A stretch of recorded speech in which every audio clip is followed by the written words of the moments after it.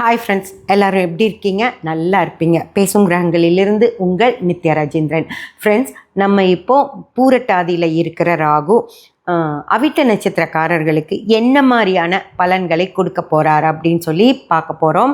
பூரட்டாதியில் இருக்கிற ராகு அவிட்ட நட்சத்திரக்காரர்களுக்கு கொஞ்சம் பிரச்சனைகளை கொடுக்கக்கூடிய இடத்துல தான் வர்றாரு ஃப்ரெண்ட்ஸ். ஓகேங்களா? அதாவது செவ்வாயும் கெட்டு ராகுவும் கெட்டு ரெண்டு பேரும் இணையும் போது அவிட்ட நட்சத்திரக்காரர்களுக்கு பல பிரச்சனைகளை தான் ரெண்டு பேருமே கொடுக்க போகிறாங்க. நிறைய பிரச்சனைகள் தான் இருக்குது அப்படின்னு சொல்லி நான் சொன்னதும் உடனே பயந்து போய் எல்லா பிரச்சனைகளையும் உங்களுக்கே நீங்கள் நினச்சிக்காதீங்க. உங்கள் சுய ஜாதகத்தில் உங்களுக்கு என்ன மாதிரி கிரகநிலை இருக்கோ அதை பொறுத்து தான் உங்களுக்கு சில பிரச்சனைகள் வரும். எல்லா பிரச்சனையும் உங்களுக்கு அப்படின்னு இல்லை, ஒவ்வொருத்தருக்கு ஒவ்வொரு பிரச்சனைகளை கொடுப்பாங்க. அதனால் நீங்கள் பயந்துக்க வேண்டிய அவசியம் இல்லை. ஆனால் கொஞ்சம் பிரச்சனைகளை ஃபேஸ் பண்ணுற மாதிரி தான் இருக்கும். ஓகேங்களா? இப்போது திருமணமான தம்பதிகளுக்குள்ள என்ன மாதிரியான பிரச்சனைகளை இந்த செவ்வாய் ராகு கொடுப்பாங்க அப்படின்னு சொல்லி பார்த்தீங்க அப்படின்னா, ரெண்டு பேர்த்துக்குள்ளேயும் பண ரீதியாக, அதாவது பற்றாக்குறை காரணமாக நிறைய பிரச்சனைகள் வரும். பற்றாக்குறை அப்படின்னாலும் சும்மா பத்தாமலாம் போகாது. அவங்க நல்லா ஏர்ன் பண்ணுவாங்க ரெண்டு பேருமே. இப்போது கணவர் மட்டுமே வேலை செய்கிற குடும்பமாக இருந்தாலும் அவர் கொண்டு வர்ற பணம் வீட்டுக்கு வீட்டு செலவுகளுக்கு, அது கொண்டு மேற்கொண்டு இருக்கிற செலவுகளுக்கு பத்தாமல் போகும். அதனால் மனைவி கணவர் மேலே கொஞ்சம் சங்கடப்படுவாங்க. பணம் பத்தலையே அப்படிங்கிறத சொல்லி காட்டுவாங்க. இல்லை, ரெண்டு பேருமே ஒர்க் பண்ணுவாங்க. கணவரும் வேலை செய்வார், மனைவியும் வேலை செய்வாங்க. அப்போ ரெண்டு சம்பளம் வரும் வீட்டுக்கு. அப்படி வரும்போது கூட செலவுகள் நிறைய ஆகிறதுனால அவங்களால அதை கண்ட்ரோல் பண்ண முடியாமல் பணப்பற்றாக்குறை ஏற்பட்டு அதன் மூலமாக ரெண்டு பேரும் பிரச்சனைகளில் சிக்கிக்கிற மாதிரி ஆகும் ஃப்ரெண்ட்ஸ். அதாவது தேவையில்லாத செலவுகள் அவங்களுக்கு வந்து சேரும். அவங்களுக்கே பிரச்சனை இல்லைன்னா கூட வேற ஒருத்தர் திடீர்னு அவங்க அம்மாவுக்கு, கணவருடைய அம்மாவுக்கு உடம்பு சரியில்லாமல் போயிடும், அல்லது அவங்க அக்கா தங்கச்சி கூட பிறந்தவங்க வீட்டில் ஏதோ ஒரு ஃபங்க்ஷன் அந்த மாதிரி வந்து இவர் அவங்களுக்கு செலவழிக்க வேண்டி ஆகிடும். அப்போ மனைவி என்ன கேட்பாங்க அப்படின்னா, மொத்த சம்பளத்தையும் வீட்டுக்கே கொடுத்துருந்தீங்கன்னா நம்ம எப்படியோ செலவுகளை சரி கட்டியிருக்கலாம், நீங்கள் தேவையில்லாமல் உங்கள் அம்மாவுக்கு அக்காவுக்கு எல்லாம் செய்யும்போது நமக்கு பத்தாமல் போயிடுச்சு அப்படின்னு சொல்லி மனைவி கேட்பாங்க. கணவர் என்ன கேட்பாருன்னா, நீயும் கூட தான் உன் சேலரியை இந்த மாதம் அப்போ உங்கள் அப்பாவுக்கு ஹாஸ்பிட்டலுக்கு கட்டினல அப்படின்னா, ஆமாம் திடீர்னு ஒரு விஷயம் வந்துருச்சு, அவர் கையில் பணம் இல்லை, அதனால் நான் கட்ட வேண்டியது ஆயிடுச்சு, நான் சம்பாதிக்கிற பணத்தை கூட எங்கள் அப்பாவுக்கு செலவு பண்ணக்கூடாதா, என்ன இந்த மாதிரி பேசுகிறீங்க அப்படின்னு சொல்லி மனைவி பேசுவாங்க. கணவர், அப்போ நான் சம்பாதிக்கிற பணத்தை என் குடும்பத்துக்கு நான் செய்யக்கூடாதா அப்படின்னு அவர் கேட்பாரு. இப்படி ரெண்டு பேர்த்துக்குள்ள தகராறு வந்து பிரச்சனைகள் பெருசாகிற மாதிரி ஆயிடும் ஃப்ரெண்ட்ஸ். அதே போல் ஈகோவும் அங்கே வேலை செய்ய ஆரம்பிச்சிடும். அது எப்படி நீங்கள் எப்படி சொல்லலாம், அது எப்படி நீ இப்படி சொல்லலாம், நீ சம்பாதிக்குங்கிற திமிரு, அதனால் நீ பேசுகிற அப்படின்னு கணவர் கேட்பாரு. ஆமாம், நான் நீங்களும் தான் எல்லாத்துக்கும் செய்கிறீங்க, அப்போ அதை நான் திருப்பி கேட்டால் தப்பா அப்படின்னு மனைவி கேட்பாங்க. இதனால் அவங்களுக்குள்ள ஒரு விரிசல் ஏற்படும். அந்த விரிசலை அவங்க திரும்பவும் பெருசு பண்ணிட்டே போவாங்க. அப்படி பேசினல இப்படி பேசினலன்னு மறக்காமல் அவங்க பேசினது எல்லாம் ஞாபகம் வச்சு அதை பெருசாக பேசி அவங்களுக்கு ரெண்டு பேர்த்துக்குள்ள அந்த பிரிவு அப்படிங்கிறது ஏற்படுத்திக்கிட்டே இருப்பாங்க இந்த செவ்வாயும் ராகுவும் ஃப்ரெண்ட்ஸ். அந்த மாதிரி நேரங்களில் கொஞ்சம் விட்டு கொடுத்து, சரி கணவர் பேசினா பேசட்டும், அவர் கோபத்தில் பேசுகிறாரு, அப்புறமா நம்ம எடுத்து சொல்லிக்கலான்னு மனைவி பேசாமல் இருக்கணும். அல்லது மனைவி பேசும்போது சரி அவள் ஏதோ ஒரு டென்ஷனில் பேசுகிறா, வீட்டு வேலை வேலைக்கு போகிறா, எல்லா பிரச்சனையும் இருக்கிறதுனால பேசிட்டு போகட்டும் அப்படின்னு சொல்லி விட்டு கொடுக்கணுமோ தவிர அவன் ஒருத்தருக்கு ஒருத்தர் சரி நின்று பேசும்போது அது பெரிய பிரச்சனைகளை தான் கொண்டு வந்து விட்டு அது பிரிவாக மாற்றிடும் ஃப்ரெண்ட்ஸ். அதனால் ரொம்ப கவனமாக கணவன் மனைவி இருந்துக்கங்க. அதே போல் புதிதாக திருமணமாகி இருக்கிற கணவன் மனைவியாக இருந்தீங்க அப்படின்னா கண்டிப்பாக இந்த நவம்பர் மாதம் வரைக்கும் ராகு பூரட்டாதியிலிருந்து வெளியேறுற வரைக்கும் நீங்கள் குழந்தை மேலே ஆசைப்படாமல் இருக்கிறது நல்லது. இந்த நேரத்தில் உங்களுக்கு குழந்தை உருவாகும் பட்சத்தில் அந்த குழந்தையும் ஏதோ ஒரு பிரச்சனைகளோட, ஏன்னா செவ்வாய் கெட்டு இருக்கனால குழந்தையோட அந்த உடல் நிலையில் ஏதாவது பாதிப்பு அல்லது மனைவி பிரசவத்தின் போது நிறைய பாதிப்புகளை பார்க்குற மாதிரி ஆகும் ஃப்ரெண்ட்ஸ். அதனால் இந்த பூரட்டாதியிலிருந்து ராகு வெளியேறி போகிற வரைக்கும் நீங்கள் குழந்தைக்கு பிளான் பண்ணாமல் இருக்கிறது நல்லது. அதே போல் திருமணத்துக்காக காத்துக்கிட்டு இருக்கிற ஆண்களானாலும் சரி பெண்களானாலும் சரி, இப்போது நீங்கள் திருமணத்துக்கு உங்களுக்கு இப்போ பொண்ணே கிடச்சிருச்சு மாப்பிள்ளை கிடச்சிருச்சு அப்படின்னா கூட அவங்க கூட கொஞ்சம் பேசி பழகிறதுக்கு நேரம் எடுத்துக்கிறது ரொம்ப ரொம்ப நல்லது.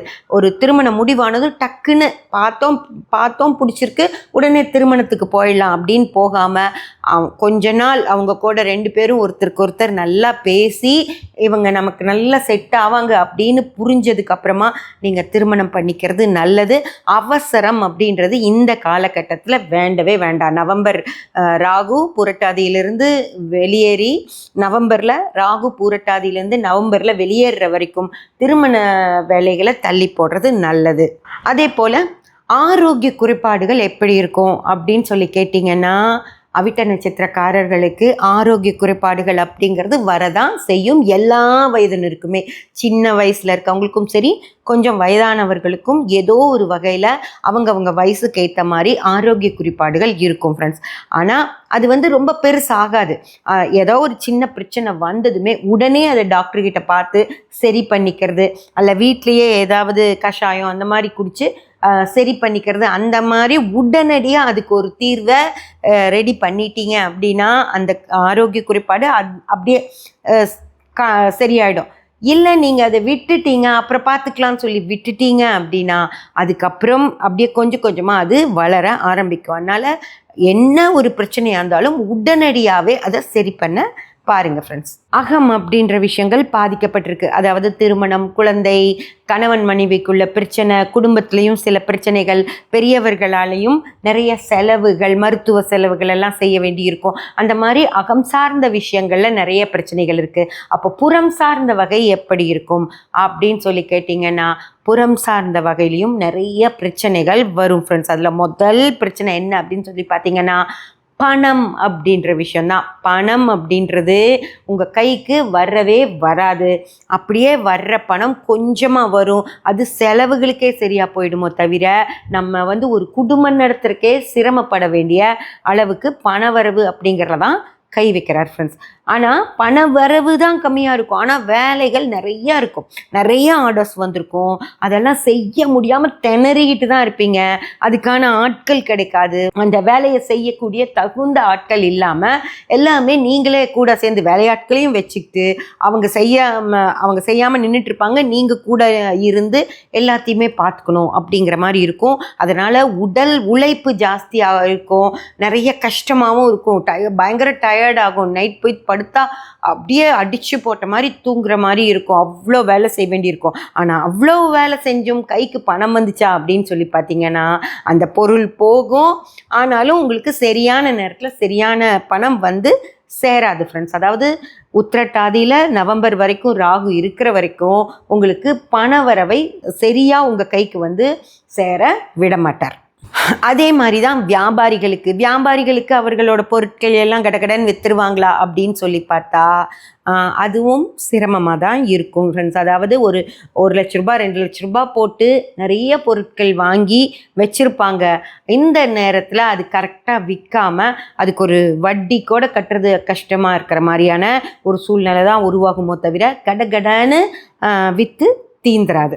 ஓகேங்களா? அதே போல் வேலை வாய்ப்பு, பதவி உயர்வு எதிர்பார்த்துட்ருக்கீங்க அப்படின்னு வச்சுக்கோங்க.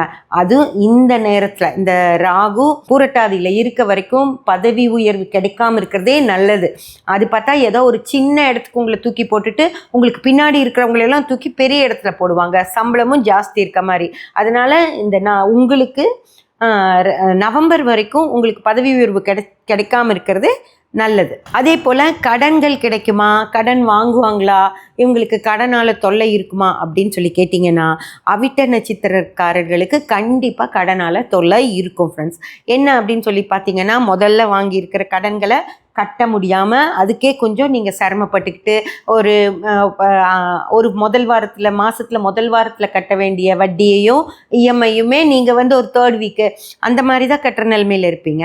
ஆனால் இப்போ தொழில் இருக்கிற இதுக்கு ஏதாவது ஒரு கடன் வாங்கினா தான் அது சரி கட்டவே முடியும் அப்படிங்கிற சூழ்நிலை இருக்கிறதுனால நீங்கள் வேறு வழியே இல்லாமல் அடுத்த கடனுக்கும் போக வேண்டியதாக இருக்குமோ தவிர கடன் இல்லாமல் உங்களால் இருக்கவே முடியாது.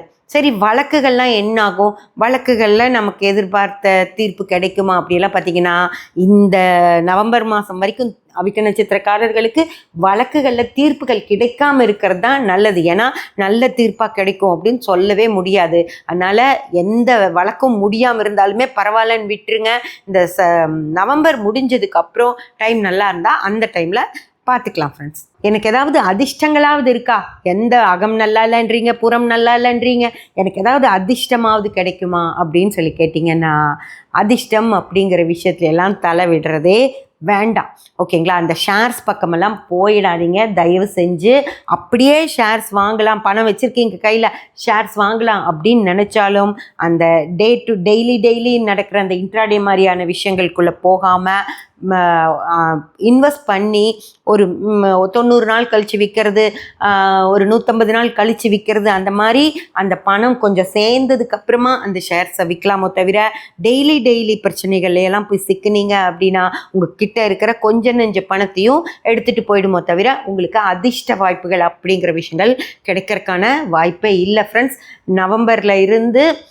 நவம்பரில் பூரட்டாதியிலேருந்து ராகு வெளியேற வரைக்கும் அவிட்ட நட்சத்திரக்காரர்களுக்கு எந்த வித அதிர்ஷ்டங்களையும் ராகு கொடுக்கவே மாட்டார் ஃப்ரெண்ட்ஸ். பொதுவாக பார்த்தோம் அப்படின்னா அவிட்ட நட்சத்திரக்காரர்களுக்கு நிறைய பிரச்சனைகளை தான் இந்த ராகு கொடுக்குறார். அதனால் எந்த வித எதிர்பார்ப்புகளும் இல்லாமல் பேசாமல் இருந்துக்கோங்க, செலவுகள் அதிகம் பண்ணாதீங்க. அப்போ தான் உங்களால் இந்த மாதங்களை கடந்து போக முடியும் ஃப்ரெண்ட்ஸ்.